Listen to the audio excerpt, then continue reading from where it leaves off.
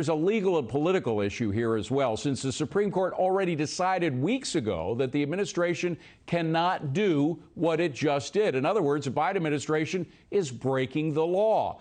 And yesterday, proceedings were filed by a group representing landlords to stop the administration. For more, let's bring in Bill McGurn from the Wall Street Journal. He's also a Fox contributor. So, Bill, President Biden is breaking the law. Why isn't he being specifically fingered for that?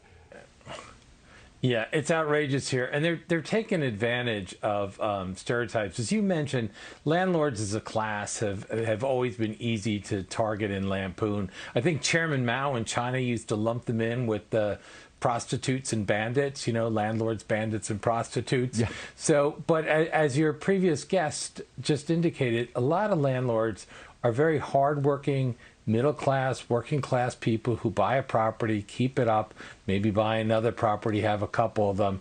It's not this idea that we have of just it's some huge Manhattan conglomerate, you know, faceless conglomerate. There are a lot of people who depend on it for their income.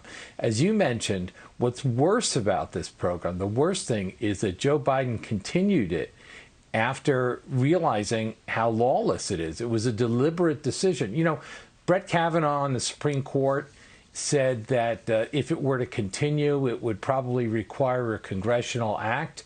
When you look at that, Nancy Pelosi didn't want a congressional act. I'm not sure she thought there would be enough support for it. That tells you something.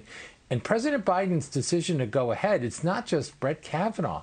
President Biden himself said that he didn't have the authority to do this. Right. Gene Sperling, said they kicked the tires, 2, 3, 4 times. Well, Bill, there was no legal authority. We got to face the fact for even a minimal intervention. What's happening here is he is once again being pushed by the far left. We saw them dancing, Cori Bush and AOC and the others dancing in the streets about this. He came in as president saying he was going to govern from the middle. Instead, whenever he gets pushed by the far left, he goes for it, because it was the far left that wanted executive action because they knew they couldn't win a vote from some of the moderate Democrats in Congress. Yeah, and they know that they're not going to face any accountability in the press. Remember, just a few months ago, it was all about Donald Trump's norm busting and so forth, and upsetting democracy.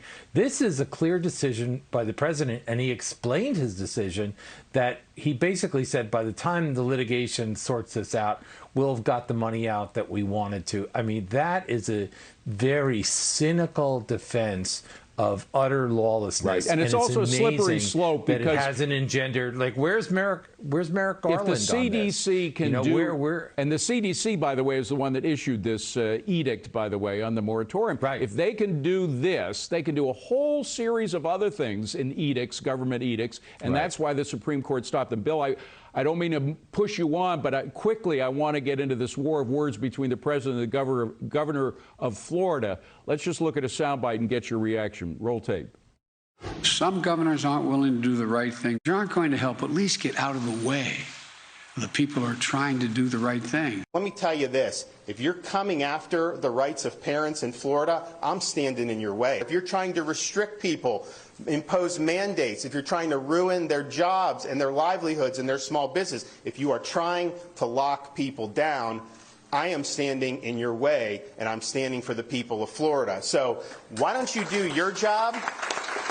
Why don't you get this border secure? And until you do that, I don't want to hear a blip about COVID from you. All right. Well, there was clapping. There was an audience there for DeSantis, not so for President Biden. But you only got 20 seconds. Who do you think is winning this debate?